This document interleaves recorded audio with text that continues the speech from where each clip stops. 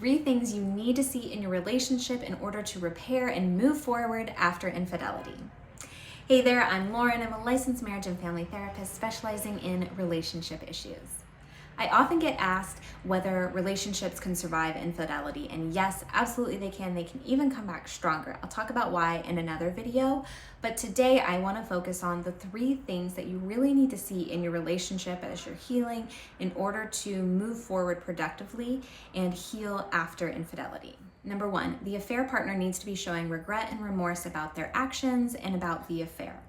All of our emotions have a purpose, and the purpose of emotions like regret and remorse give us a check on our behaviors and help us get a sense of what we think is right and wrong, what behaviors we think are okay or not.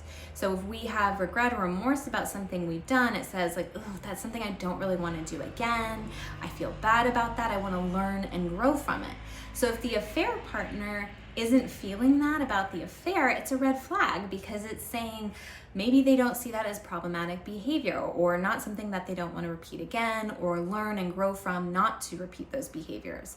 So we really want to be seeing that sense of regret and remorse. Now, it doesn't mean that they have to be totally immobilized by it or completely groveling in regret and remorse, but it's a genuine feeling that they are experiencing and expressing.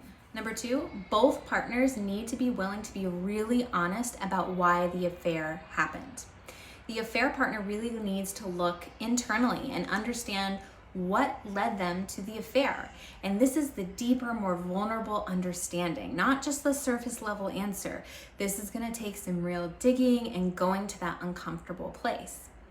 And both partners need to be willing to also look at the context of the relationship.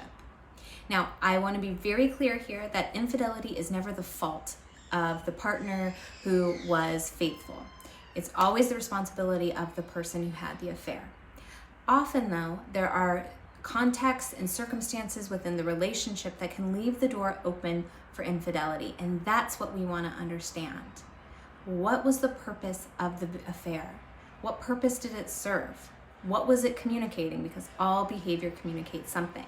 So it takes a lot of vulnerability to be able to look at that, both individually as the affair partner and as both partners together looking within the relationship as well. Number 3 is total transparency about the affair. Now, this does not mean that every little detail of the affair needs to be disclosed. I actually don't think that's very helpful.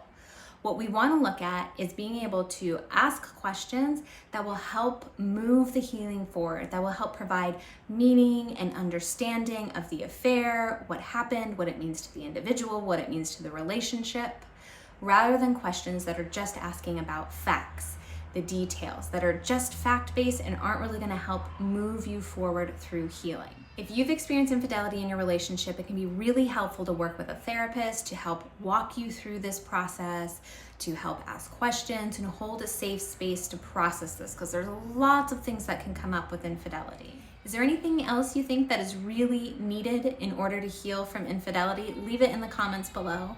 And if you enjoy content on relationships, attachment, mental health, all that good stuff, be sure to follow along and subscribe.